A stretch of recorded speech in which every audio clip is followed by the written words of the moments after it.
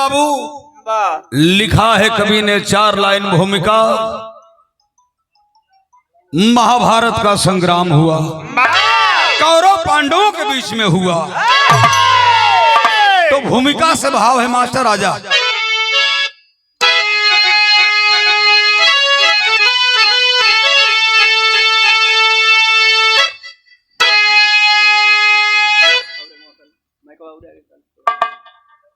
जाओ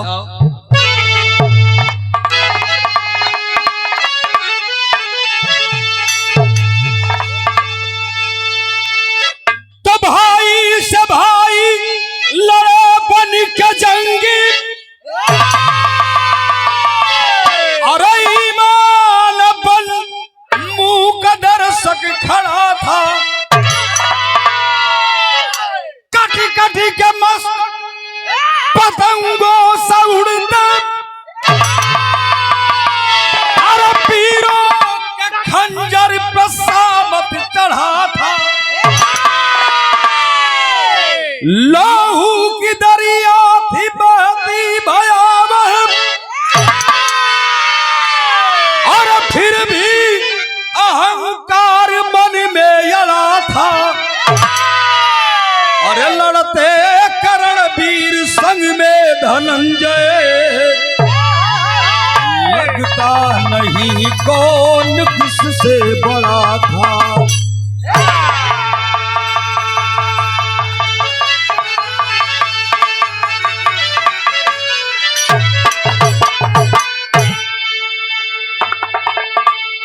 लड़ते करणवीर संग में धनंजय, लगता नहीं कौन किससे बड़ा था। महाभारत का संग्राम हुआ कौरव पांडवों के बीच में। अर्जुन के हाथों बड़े धुरंधर मारे गए। आज लड़ाई लगभग 17वां दिन का चलतिया।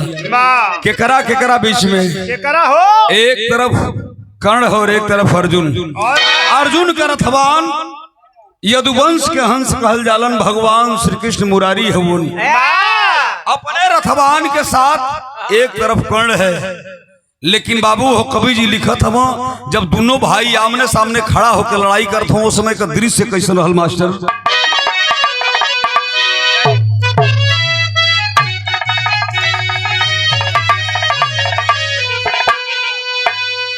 यहाँ वह गीत बा जो हमारे माता बहन लोग काली माई का पूजा करे जाला तो गावे ला लोग कि अरे निबिया के डरिया मैया, अरे लवली झूलू हवा हो की झूली झूली ना,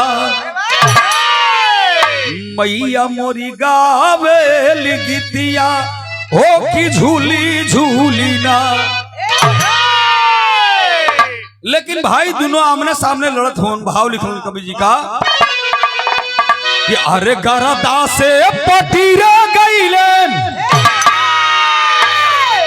आर धरती आसन बनवा सन सन बरसे, बनवा सन सन बरसे, के न भरत में नयनवा बनवा सन सन बरसे।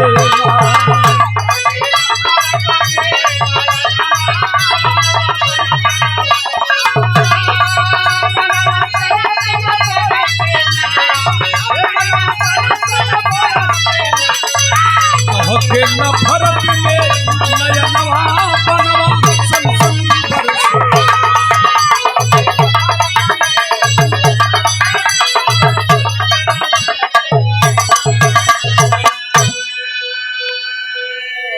दोनों भाई आमना सामने लड़त हो। आजा जब कर्ण बनवा मारे बाबू, तो अर्जुन का रथवा 3 हाथ पीछे चल जा। और जब अर्जुन बनवा मारे तो 7 हाथ पीछे कर्ण का रथवा चल जा। भगवान कन्हैया से कहत हो के देखल कन्हैया हमार पावर, उस 7 हाथ पीछे जाता ना, मैंने 3 हाथ पीछे जाते। भगवान कन्हैया कौन करे अब हितई मत करब के तोहरी रथवा बैठल बैठे तो बुझी नहीं खपावत। ऊपरा ध्वज पर हनुमान जी बैठल हुए। पुनः स्वागत किया गया हमारे के प्रणाम बा। वही समय को घटना घट गई। अरे कर्ण के धसली बरथिया और धरती दारा डलवा की सना सना बरसे बनवा सन सन बरसे बोलल अर्जुन से बनवा नवा बनवा सन सन बरसे ना।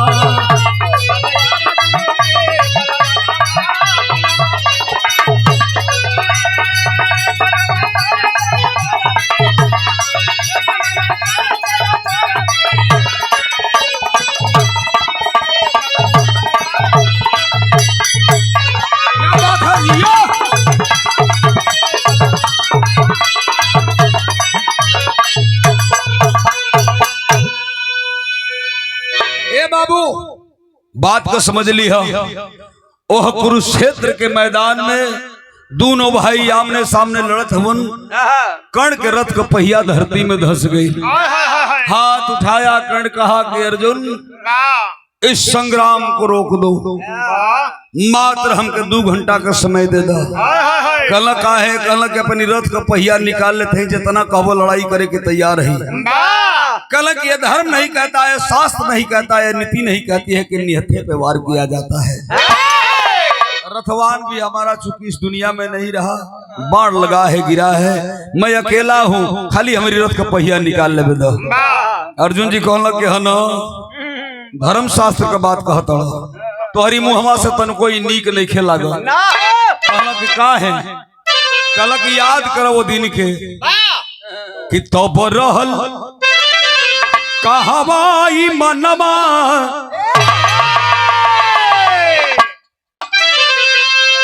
कि तब रहल कहवाई मनवा अरे गईल अभिमन्यु का जानवा। धर्म शास्त्र की बात कर रहे हो। जहिया हमन के 5 भाई के अज्ञातवास हो गई, हमार सहदेव ऐसा भाई राजा विराट के यहाँ जाके गाय चरावत रहलन। जब तो हके पता चलल तो तू वही कर्ण है, जाके उस जंगल में तुमने 20 बाण मार दिया। अब 20 बड़वा मरल बाबू, इतने लोग ना कैला। हमार लड़का जहिया अभिमन्यु चक्रव्यूह की रचना में गई तो हमार लड़का निहत्था हो गई। 6 को फाटक तुरल, 7वां पर हमार लड़का निहत्था हो गई। तहिया तो हम लोग का धर्म शास्त्र नीति कहाँ रहे। हमारी लड़का का सर कुचल कुचल के तो हम लोग मरल लो। कई याद कर रहली हम जंगल मझारी, अरे गैयन पंग कैला बिस्बारी मारी, लागल बसराप यही झनवा अरे गईल अभिमन्यु का जनवा। भैया कवा में गैया चरत रहली, हमार भैया तो ना रहल, भैया हमार चल गईलन। सगरो गैयन के पका का बीमार कि जाओ, जैसे आज हमहन का धरती से ना उठ पावत है। जा महाभारत के संग्राम में यह धरती मैया तोहरी रथ के पहिया के निकल रही है, तो हके केहू बचावे वाला ना मिली। कल की लड़ाई करना है तो करो और ना भगो यहाँ से। भाव लगल टेरी का मास्टर कि अरे मिताई ना बेईमान से होई, अरे मिताई ना बेईमान से होई, गांडीव गरज उठी बरसावे अर्जुन पाल।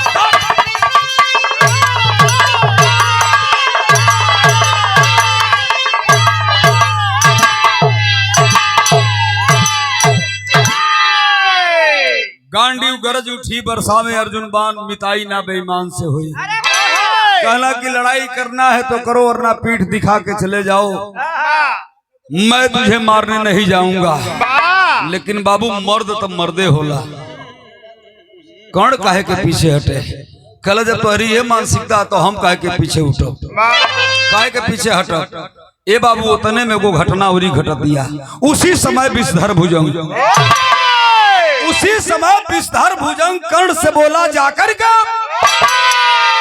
और बाण पर रखकर छोड़ दो हमको, कहा बात समझा करके। वही समय बाबू कुरुक्षेत्र के मैदान में एगो सांप पहुंचल जवला के हमन का कीड़ा कहीं न जाए। अश्वसेन नाम रहल ओकर। गैल कर्ण के पास कलश की कर्ण कहे के परेशान बड़ा भैया तनी अपनी बड़वा पर हमके बैठा के छोड़ दो। कल कहे कल की सुना तो हरी आगे पीछे केहू बा ना। भाव लगल मास्टर कल के रे बड़वा पटो के बैठा के कहाँ छोड़ दी। कल की तनी छोड़ दो भैया। हाउ अर्जुन हवा हाउ कृष्ण मुरारी बैठल हुआ मारा एक ही साथ बड़वे बैठा के छोड़ा पूरा रथवे के साथ दोनों जना के घोट घलो। सारे हम कीड़ा मकोड़ा का जात ही लड़े के बात कहता हम इतना बलशाली आदमी। कलक की तेरी दुश्मनी क्या है अर्जुन से। कलक के साहबी मत पूछो यह वही अर्जुन है। एक बार जंगल के रास्ते से जा रहा था अपने बाण विद्या के घमंड में आकर के जंगल में आग लगा दिया। बाण छोड़ दिया आग लग गई। सारे पशु पक्षी हम लोग सभी लोग भागने लगे। हम और हमार अर्धांगिनी हमार पत्नी हम तो आगे निकल गई लेकिन हमार पत्नी पिछुआ गई। जब हमारी पत्नी कही देखल सिंह अर्जुनवा अपने म्यान से तलवार को निकाला मेरे पत्नी का 2 कलम कर दिया। तहिया से मौका जो होता है भैया लेकिन क्या करूं अर्जुन भी बहादुर है उसके पास कभी जाने का मौका नहीं मिला। कल ही बात है बाणे पर धीरे धीरे बैठावे लगल। आज जब बैठावे लगल तो अर्जुन जी बाण लेके धनुष टनकारत हो तो आ जा ई तो ना बुझत हो लेकिन रथवा पर भगवान कन्हैया बैठल हो कहलक आई हो दादा ई तो स्वसेन सर्फ हो ई अर्जुन के चलावे हमहू ना बचब। ओ धर्म संकट की घड़ी में भगवान कन्हैया एक आदमी के याद केलन। बिरहा हमर मात्र 5 मिनट रह गए। आओ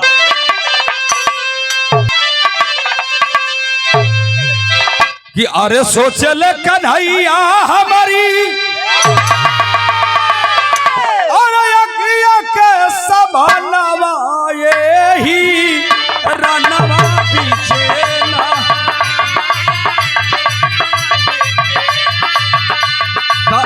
ही रनवा पीछे ना जय है मितऊ को परनवा हो ही रनवा पीछे ना।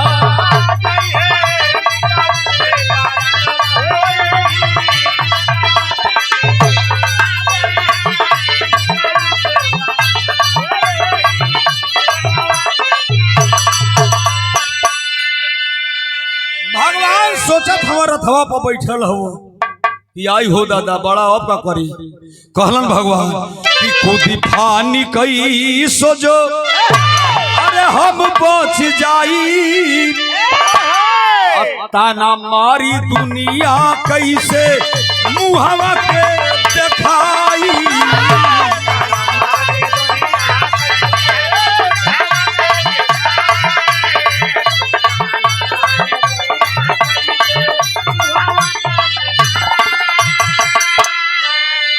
अरे आव बजरंग बली और धर्म के करनवा किए रनवा पीछे ही रनवा पीछे ना तलू तल चाहता ही मनवा ही।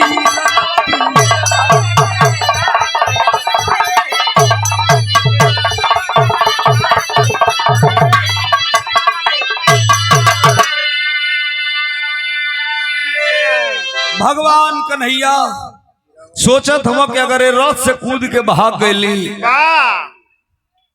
तो हमार वंशावली ये कही कि जाए मर्दबा जेकर रथ हाकत रहल जब संकट का घड़ी आई तो छोड़ के भाग गई। दुनिया में केहू हमके 2 अगरबत्ती ना दिखाई। वाह कन्हैया कहलन के 2 अगरबत्ती हमके केहू ना दिखाई। एक आदमी के याद के हनुमान जी के। हनुमान जी कहल करे प्रभु का याद करत हो हम तो तोहरी ध्वजवे पे बैठल है का बात है। कहल कि देखत न कौन बाण पे बैठावत स्वसेन सांप के केहू बचे वाला बाबू ना तो ले तने में बड़वा जब बड़वा छोड़लस बाबू तो हनुमान जी रथवा के तनी धरती में धसा देल। खाली अर्जुन जी का मुकुटवे पकड़ेबे कई। उसी मुकुट के सहारे बहुत दूर चला गया वह सांप। फिर हनुमान जी ऊपर रथवा के उठा के रख दे। कहल कि भगवान अब का करी, कहल कि काम हो गई। भगवान इशारा कैलन, अरे अर्जुन अब क्या तमाशा देखता है, बाण चला और कर्ण को मार डाल। मारो, अब क्या तमाशा देखते हो। बाण चलोलन बाबू, अर्जुन जी दाहिना हाथ कट के गिर गई। के कर कर्ण के। और दूसरा जब बड़वा चलवलन हो पंचो तो जाके सीधा नदिया के छू गए। आह करके गिरा है बाबू कुरुक्षेत्र के मैदान में, खून से लहूलुहान है। और जब कर्ण गिरा है बाबू तो कृष्ण भगवान की आंखों में आंसू आ गए, रोवे लगलन भगवान कन्हैया। अर्जुन जी पलट के देखला, कहला कि कहो मर्दे तू काहे रोवत हवा। करण की रोला के कारण मत पूछा हो अर्जुन, हम भले तुहार रथवा नहीं, लेकिन इस दुनिया से आज कर्ण नहीं जा रहा है। कर्ण के साथ बहुत बड़ी चीज जा रही है। वैसा दानी और वैसा वीर इस धरती पे फिर नहीं हो सकता है। अर्जुन का आंख लाल लाल कहला करे मर्दबा खाला हमार रहेला हमारा संगे, अब बड़ाई करत कर्ण के बात का हो। बिरहा गया आखिरी गीत लग गई मास्टर, भगवान बतावत हो।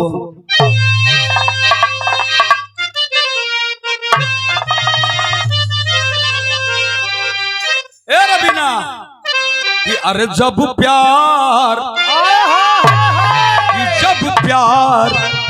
किया तो डरना क्या। तनी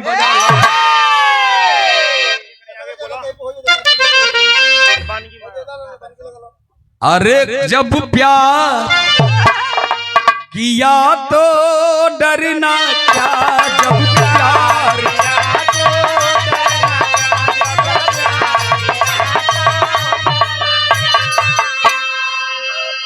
अरे प्यार किया कोई चोरी नहीं की, तब छुप छुप है भरना क्या, जब प्यार किया तो डरना क्या।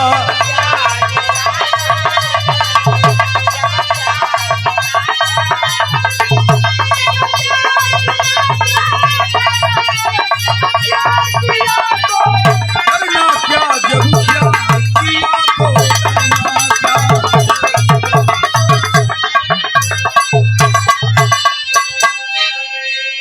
भगवान कहत हुआ कि अरे धरती से बहादुर दानी चला,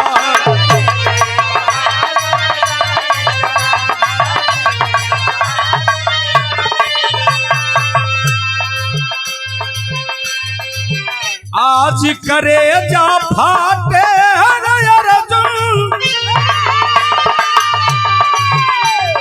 हमको छोड़ स्वाभिमानी चला रे धरती से बहादुर दानी चला।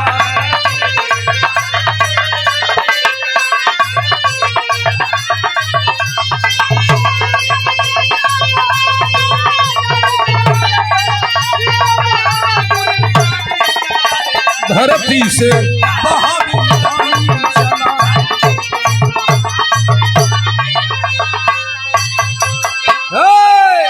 साच कृष्ण भगवान अर्जुन जी के बतावत हो, साच कहूं कुरुक्षेत्र के अंदर अब ऐसा नहीं कोई बाका धुरंधर।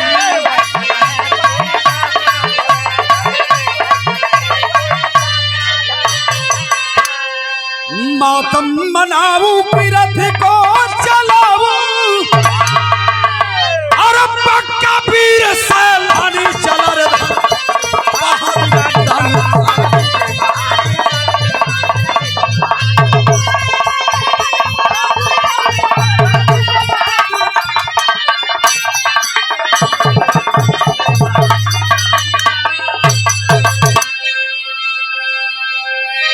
मातम मनाऊं, सुनो, मातम मनाऊं कि रथ को चलाऊं, हमको छोड़ स्वाभिमानी चला धरती से बहादुर दानी चला। कहला के मर्दवा तू तो बड़ा गजब आदमी बड़ा। बड़ा हमारी संगे बड़ाई ओकर करत ला। कितना बड़का उ बहादुर हो, कितना बड़का दानी हो। ए कन्हैया तो के लोग यदुवंश का हंस कहल, हमके साबित कई के देखावो तब हम मानब। देखो देखो बाबू, एक तरफ अर्जुन जी हट कर देहल, भगवान वही रथ पर बैठल हो, कहल कि जब ना मनब भैया चलो हम साबित कहते हैं। लेकिन हाई अपन रूप रेखा हम बदलत है, तोहार है अपन दोनों जने का माया फैलौलन। भगवान दोनों जना का रूप रेखा बदल गई, पीताम्बर ओढ़लन हो। आ जब चलन मास्टर तो बिरहा हमार आल्हा में आ गई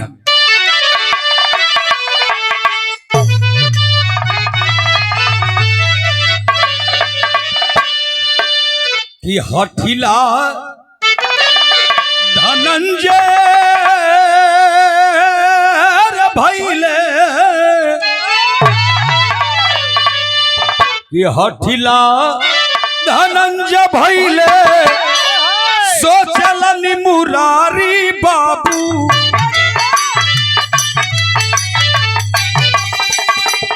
विप्र भेषवा के दूनो लिहलनि हो बनाई, बिटिया के शादी बादे मंगलनि रुपया जाके,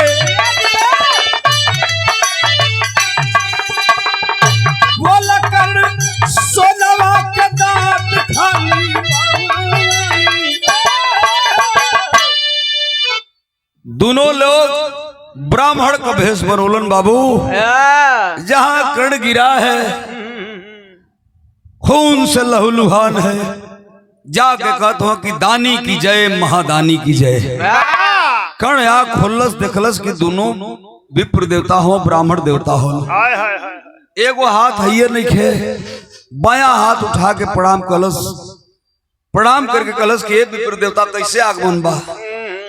भगवान कन्हैया कहना कि तुम्हारा हम लोगों ने बड़ा नाम सुना है, तू बहुत दानी है, हमहन का गरीब ब्राह्मण ही, अगर कुछ दान दक्षिणा दे देबो तो हमन की लड़किन का बियाह हो। कल हमारे पास गजबे मांगे आगे ललो, हम जिंदगी और मौत से जूझत हई, हमारे पास देहला के कुछ देवे लायक नहीं। भगवान इशारा कलन की ना बहन तोहरी लगे बहुत कुछ बा, तोहरी मुँह में सोने का दांत बा, वही दतवा के दे देता तो हमन का काम बन जाये।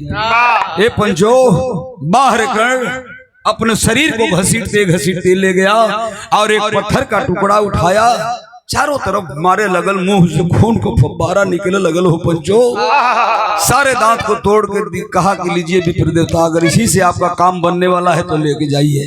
भगवान का आंख लाल लाल हो गई। अरे अपने आप को तू दानी कहता है, ये दान कर रहा है।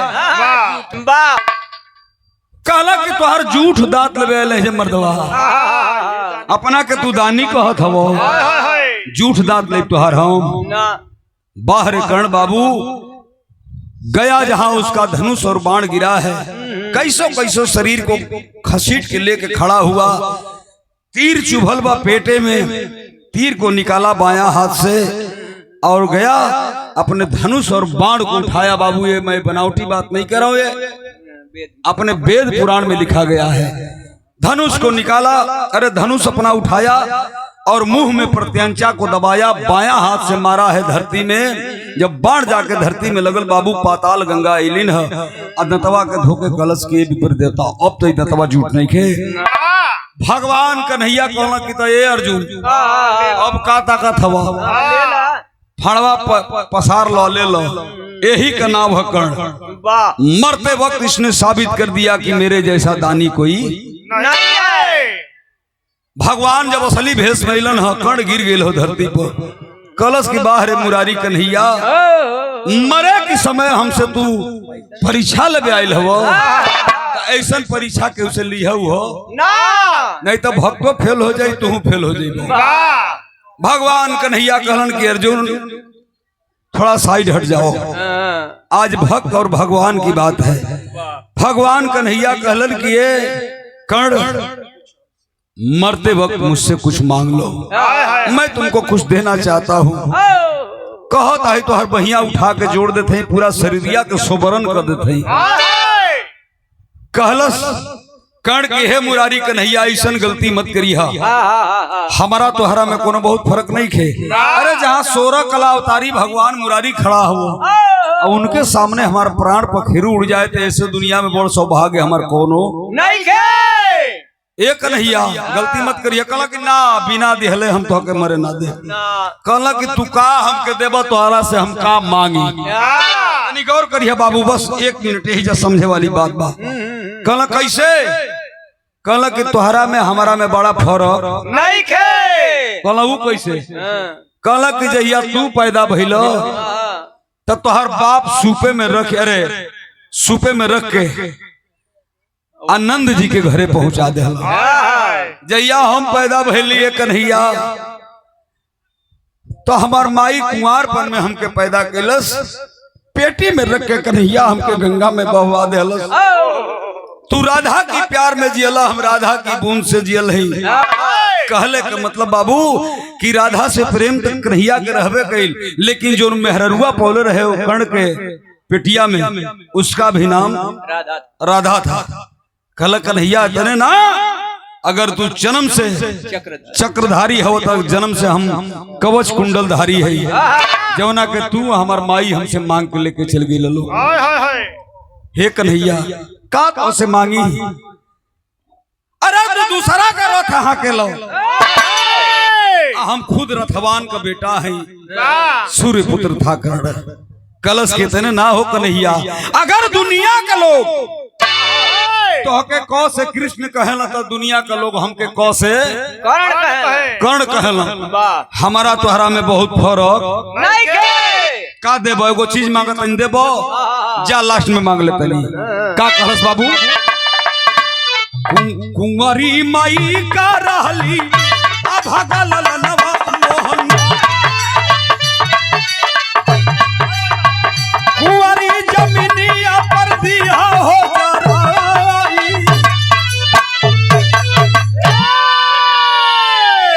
एक कन्हैया कुंवार माई से पैदा रहली। दुनिया में तो हके कहीं कुंवार जमीन मिल जाई, कोई जा हमारे लाश का दाह संस्कार कर दिया। यह कह के बाबू बायां हाथ उठाया, भगवान श्री कृष्ण को प्रणाम किया और कर्ण हमेशा हमेशा के लिए इस धरती से चला गया। देखे बाबू यही भगवान और भक्त की बात है। भगवान कृष्ण दौड़लन है और जाके कर्ण के लाश के कंधा पर रखलन। और जब कंधा पर रखलन मास्टर तो बिरहा का हमर आखिरी भाव लग गए।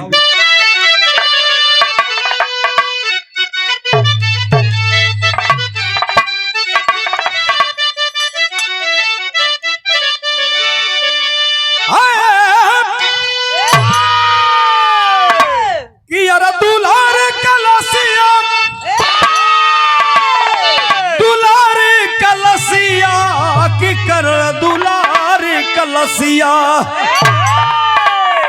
अघू में लेके मादाना मुरार होगी करण दुलार कलसिया।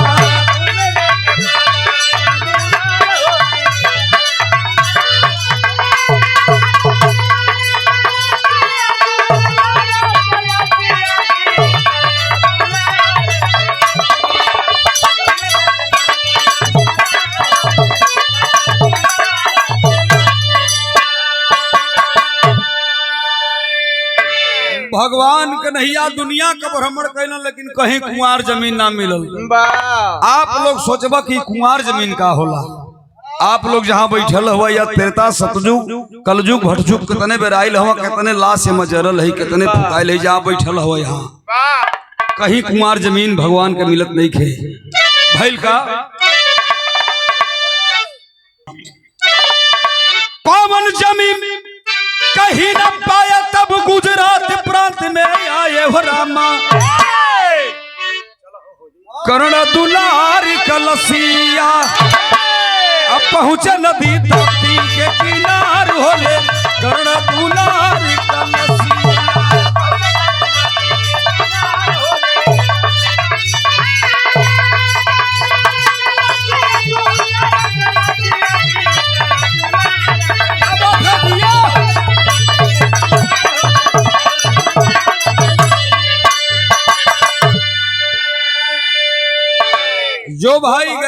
देखे होंगे, गुजरात प्रांत में एक नदी बहती है जिस नदी का नाम है ताप्ती नदी। वही ताप्ती नदी के किनारे भगवान जब लाश के लेके पहुंचल तो एगो करिश्मा हो गई। का भइल बाबू? धरती तिल बराबर न्यारी, भगवान के मात्र सरसों की दाना भर जमीन मिलल। कहलो कि काम हो गई। वही में भगवान सुई गड़ा दे, वही धरतिया में सुइया गड़ा के कैल का धरती तिल बराबर न्यारी, सुई पर रखला हाथ मुरारी हो रामा कर्ण दुलार का,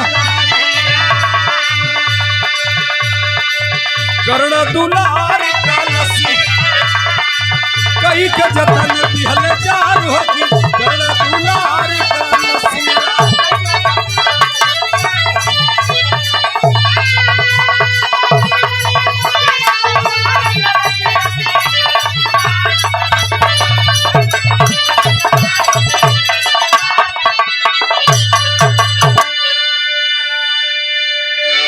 भगवान कन्हैया सुई गड़ौलन आ वही सुइया पर अपनी हथेलिया के रखलन। हथेली का विस्तार बढ़ा के चिता सजा करके बाबू वही जब कर्ण के लाश के दाह संस्कार कैलन। दुनिया में आप कहीं भी जाएंगे लाश जलाने का कर लगता है, लेकिन जहां भगवान कन्हैया कर्ण के लसिया के जरोलन बाबू, उस जगहिया का नाम पड़ गई अश्वनी घाट। वहां लाश जलाने का कोई नहीं कर लगता है। ऐसे कभी कहानी कांत किए संगम भैया, जब दूसर बेर मौका मिली तो तुहार वाला पूरा करो।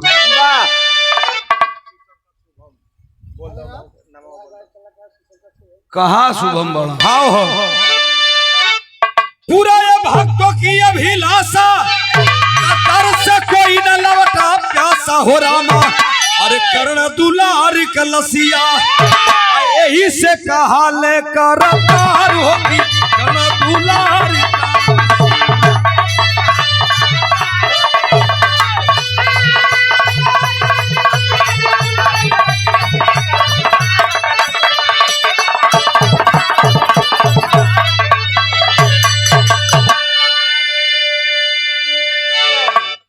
तब अर्जुन हुए खामोश, सभा में कहे कभी संतोष हो, और मिताई ना बेईमान से होई, और मिताई ना बेईमान से होई, गावे पंकज वो पावे प्रतिभा।